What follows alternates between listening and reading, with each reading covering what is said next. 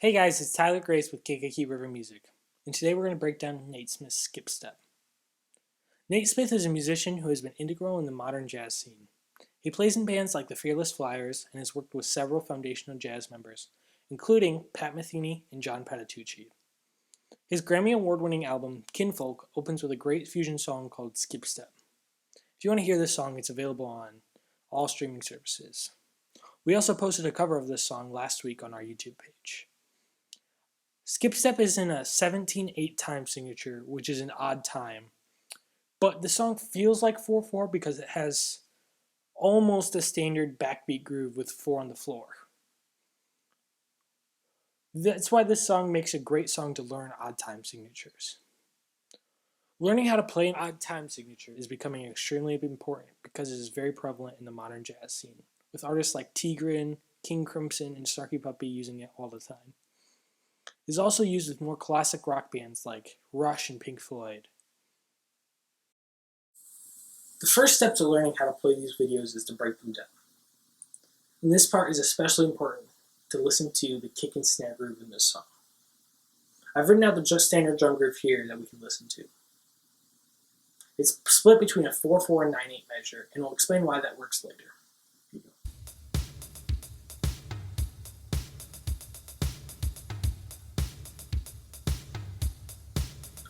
Now this isn't the exact groove Nate Smith does on the Kinfolk record every time, because he does a lot of improvising. But it does capture the essence of what he's trying to accomplish. When we examine this groove, we can see it's based on a backbeat pattern with the kick doing a 4 on the floor. This is really great to know because most of the music we listen to today is based on that backbeat pattern. This is also why it's a really great song to start learning odd time signatures. It combines that familiarity of the backbeat with the unfamiliar territory of that odd time signature groove. It's also easy to conceptualize the first 14 beats of our 17/8 measure that we talked about earlier, because we hear them all the time.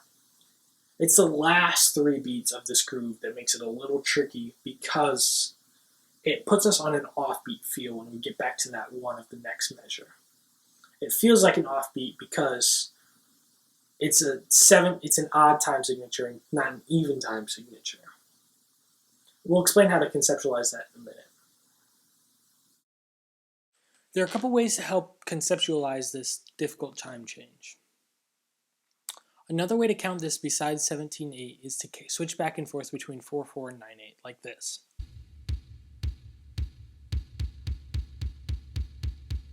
I had trouble conceptualizing this because Skip Step was the first 9/8 mixed meter song I'd ever learned, and my brain didn't click that the underlying pattern was switching between quarter notes and eighth notes.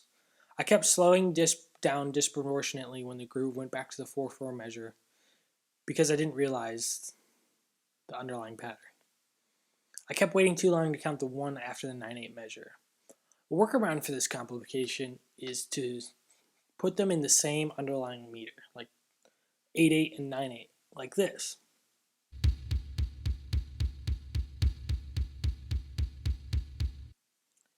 This will help conceptualize the rhythms in an easier manner.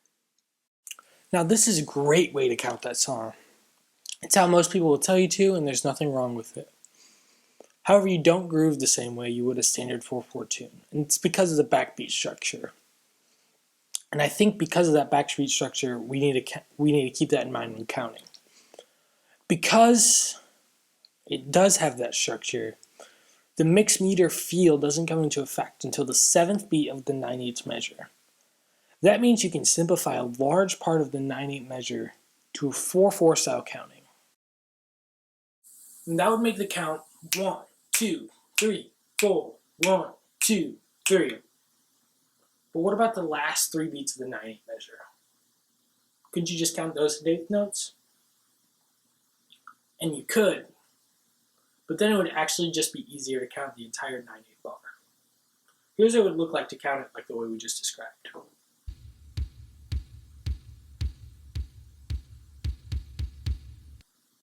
If you look at the main riff of the song and what the drums are doing with it, we'll be able to determine the easiest way to count this song. Here's what the main riff is.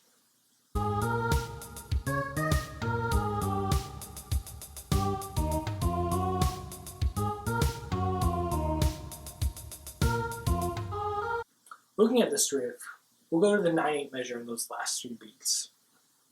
We can see on the beats 7 and the and of 8 that they're playing a dotted 16th rhythm.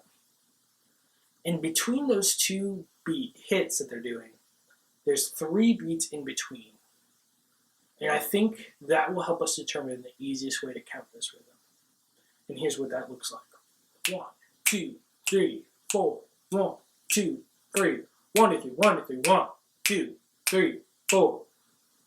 Now, what does that look like? Because we just basically went into a 4 pattern with a weird last triplet sounding thing, but it's not triplets. It's 16th notes that we're singing in our 4/4 groove.